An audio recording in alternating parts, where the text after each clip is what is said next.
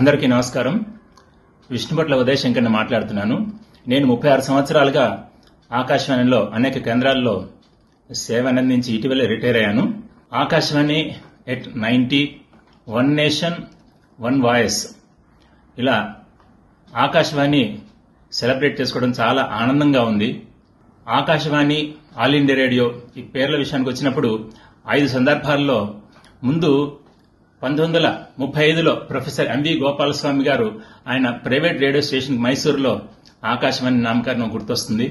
తర్వాత ISBS, Indian state broadcasting service, దీనిని all India రేడియోగా 1936 June 8వ తారీఖున చేయడం జరిగింది. తర్వాత ఇంకొక సందర్భంలో 1939లో రవీంద్రనాథ్ ఠాగూర్ గారు షార్ట్ వేవ్ సర్వీస్ ని ప్రారంభిస్తున్నప్పుడు ఆకాశవాణి అని సంబోధించడం జరిగింది.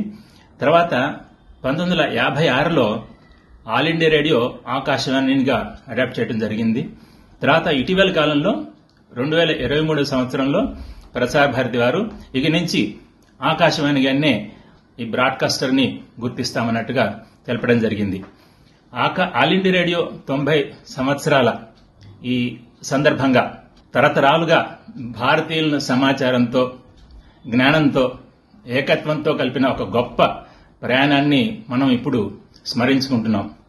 ప్రారంభం నుంచి ఆకాశవాణి దేశానికి విశ్వసనీయ స్వరంగా నిలిచింది. అత్యంత దూర ప్రాంతాల వరకు చేరుకుని భారతదేశ సమృద్ధమైన సాంస్కృతిక వారసత్వాన్ని కాపాడుతూ కళలు, సంగీతం, సాహిత్యం, వ్యవసాయ కార్యక్రమాలు, అనేక విభాగాలలో ప్రత్యేక కార్యక్రమాలు, ఇంకా ప్రజా చర్చలకు వేదికగా నిలిచింది.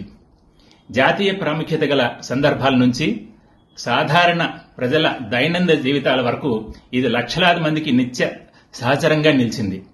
దశాబ్దాలుగా మారుతున్న కాలానికి అనుగుణంగా ఆకాశవాణి అభివృద్ధి చెందుతూ అటు విశ్వసనీయత, ఇటు సమగ్రత, ఇంకా ప్రజాసేవ విలువలను నిలబెట్టుకుంది. సాంస్కృతిక ఐక్యతను ప్రోత్సహించడం, కళాకారులను ప్రోత్సహించడం, యువ నైపుణ్యాన్ని గుర్తించి ప్రోత్సహించి వారికి ఒక వేదికనివ్వడం, ముఖ్యంగా ప్రజాస్వామ్య సంభాషణను బలోపేతం చేయడంలో అమూల్యమైన పాత్ర పోషించింది. ఈ విశిష్టమైన 90 సంవత్సరాల సందర్భంగా ఈ గొప్ప వారసత్వాన్ని నిర్మించిన ప్రసారకర్తలు, కళాకారులు, ఇంజనీర్లు, ఇంకా సిబ్బందికి మనమందరం హృదయపూర్వక కృతజ్ఞతలు తెలుపుకుందాం. ఆకాశవాణితో పాటు ఈ ప్రయాణంలో ఉన్న మీలాంటి శ్రోతలందరికీ కూడాను ప్రత్యేక ధన్యవాదాలు. ఇప్పుడున్న డిజిటల్ యుగంలో మరింత బలంగా ముందుకు సాగుతూ జాతీయ, అంతర్జాతీయ ప్రేక్షకులకు మరింత సేవ చేయాలనే కొత్త సంకల్పంతో ఆకాశవాణి ముందుకు సాగాలని కోరుతున్నాను. సిబ్బందికి, అందరికీ, శ్రోతలకు, కళాకారులకు శుభాకాంక్షలు.